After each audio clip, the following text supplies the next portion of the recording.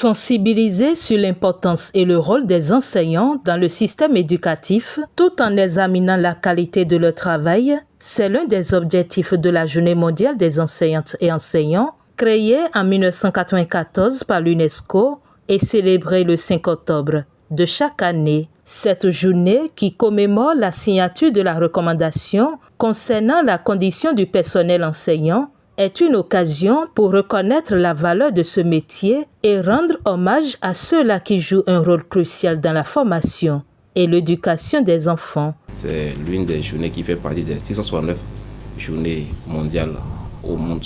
Et le 5 octobre, c'est la journée de nous, les enseignants. Et sans les enseignantes et les enseignants, l'éducation ne remplirait pas le rôle qui lui est assigné. Car enseigner ne signifie pas seulement donner le cours, c'est au-delà de ça. C'est-à-dire inspirer les élèves, les apprenants à toucher, c'est-à-dire à avoir leur potentiel et à penser à un lendemain meilleur. Un enseignant qui fait mal son travail, c'est toute une génération qui perd, contrairement à un médecin qui peut seulement commettre une erreur sur un patient, mais la notion, c'est-à-dire enseigner, c'est que même une heure de cours, que l'enseignement est mal donné, c'est toute une génération qui perd. Je tiens à notifier que c'est un sacerdoce. C'est un sacerdoce parce que l'enseignant a un acteur principal qui intervient dans le processus de l'éducation de l'enfant. Donc l'enseignant est appelé à contribuer à l'éducation, à la formation intellectuelle et psychologique des apprenants à travers ces cours qu'il donne. Il n'est pas seulement enseignant, mais il est aussi éducateur. Donc c'est une tâche noble. C'est une tâche noble et il doit prendre conscience de cette tâche et l'exécuter comme cela se doit. L'initiative est noble. Au moins on a pensé aux enseignants. C'est une manière de dire que les gens ne nous ont pas oubliés, les gens ne nous ont pas abandonnés. Ils pensent à nous. C'est déjà bien. Mais il reste des choses à faire pour que l'enseignant se sente à l'aise dans l'exécution de sa tâche, pour qu'il se sente à l'aise et épanoui. Vous savez, l'enseignant joue un rôle essentiel dans la formation des apprenants. L'enseignant leur inculque le savoir, mais au-delà du savoir, il est également là pour les éduquer, les amener à bien agir en société. Par ailleurs, qu'en est-il aujourd'hui de la situation et de la qualité des enseignants béninois? Je peux vous dire que le gouvernement a posé vraiment une bonne base, c'est-à-dire ne pas enseignant qui le désire, c'est la capacité, l'intellect. Vous savez, depuis l'avènement du régime et Talon, depuis 2016, après 2 ans, c'est l'aspirana qui est venu. Et je peux vous dire que ces enseignants et aspirants sont de bons professeurs. C'est des gens qui ont opté pour le métier. Ils se sont donnés et ils se disent qu'ils seront enseignants. Ce n'est pas un passe-temps au temps de la vacation. On se dit, on peut avoir 6 heures et encore, c'est-à-dire, c'est comme un job avant. Mais maintenant, quand vous voyez un enseignant en situation, il est réellement enseignant et ce n'est pas ceux-là qui faisaient à peu près. Donc je peux vous dire que la qualité y est aujourd'hui. Les cours ont repris le 16, les interrogations également. Nous sommes, vous savez, 5 octobre, avant c'était 6 octobre la rentrée, mais depuis 2019, c'est 16 septembre. Et les parents aussi ont compris, que ce soit public ou privé, les cours ont commencé effectivement le 16 et tous les professeurs sont à leur poste et toutes les heures sont couvertes. Le travail avec les AME, je crois que personnellement, l'État doit fournir davantage d'efforts pour pouvoir sécuriser ces catégories d'enseignants qui sont nombreux quand même sur le terrain et qui donnent quand même le meilleur d'eux-mêmes. C'est vrai, leurs conditions de travail ne sont pas reluisantes.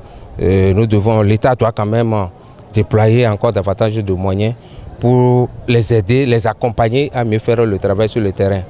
Bon, même pour les autres catégories de professeurs, les permanents, je crois que l'État doit aussi davantage fournir les ressources matérielles, financières nécessaires pour accompagner également ces catégories d'enseignants, afin qu'eux-mêmes ils donnent le meilleur d'eux-mêmes, parce qu'un enseignant qui n'est pas épanoui ne peut véritablement pas bien dispenser les cours et aussi amener les enfants à donner le meilleur d'eux-mêmes.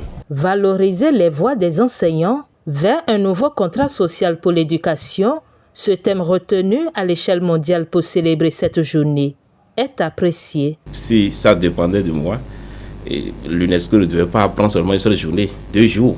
Peut-être samedi, on peut aller jusqu'au dimanche, s'il y a possibilité, parce que l'enseignant doit être valorisé. Sans l'enseignement, c'est qu'il n'y a pas de développement. Le développement se repose sur l'éducation. Et c'est une bonne chose si les enseignants peuvent comprendre qu'ils doivent se valoriser, montrer que non. C'est-à-dire les élèves doivent nous envier, doivent dire « Ah, je serai professeur, je serai enseignant, je serai enseignante ». On ne doit pas avoir honte de dire que je suis enseignant. Donc partout, on doit dire « Je suis enseignant éducateur ». Parce que c'est nous qui détenons le monde, c'est nous qui détenons le développement.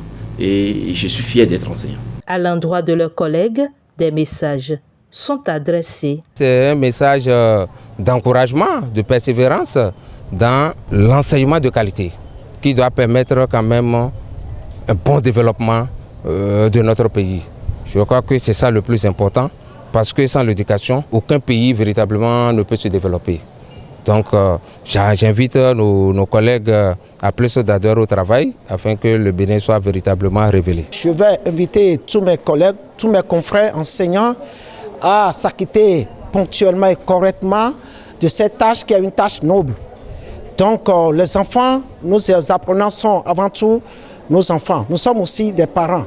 Donc que nous prenions conscience de cette tâche et que nous l'exécutions comme cela se doit pour le bien de notre pays et pour son développement. Je leur demande de l'humilité, de la patience, de l'esprit d'éthique, que ce n'est pas facile d'enseigner, ce n'est pas facile d'éduquer un enfant, puisque parfois les parents démissionnent, de prendre ces élèves comme leur propre enfant et de le faire par amour, puisque je ne vois pas le salaire qu'on peut payer qui puisse aller à la hauteur de ce que nous donnons dans les classes. Donc je les invite à la patience et que Dieu, le Père Céleste seul, peut récompenser nous, les enseignants. Et je demande humblement aux gouvernants de nous aider et de voir notre situation. Puisque le déplacement maintenant est difficile. Le prix de carburation, ça a monté, mais les salaires n'ont pas connu d'avancement comme ça. Mais ce que le gouvernement fait, on ne peut pas dire que c'est rien, mais il reste à faire, de penser à nous. Nul n'ignore l'impact des enseignants sur la société. Il importe donc de saluer leur dévouement en cette occasion où ils sont à l'honneur.